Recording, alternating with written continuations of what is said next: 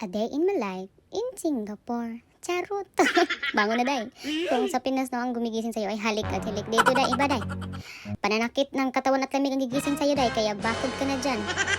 So, yun nga, ligpit ako na aking hinihigaan kasi maliit na yung space ito. Wala akong malalakaran if di ko liligpitin.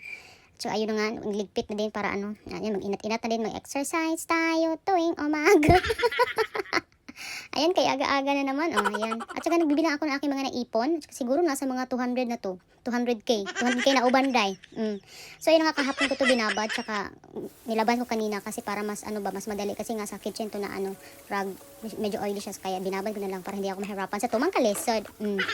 So, ayun na nga, malapit na nga ang Pasko, no? Siguro ay malulungkot na naman. Pero at least, no choice. Magpapaskong maganda. yes, merese. Maganda sa mukha mo.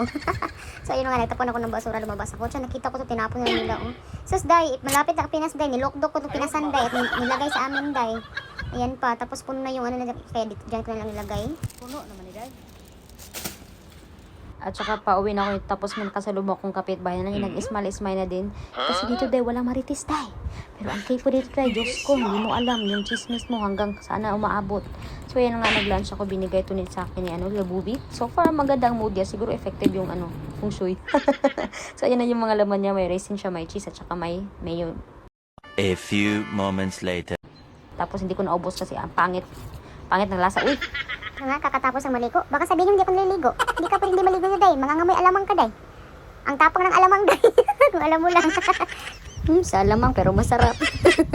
So hanggang dito lang muna. Maraming salamat.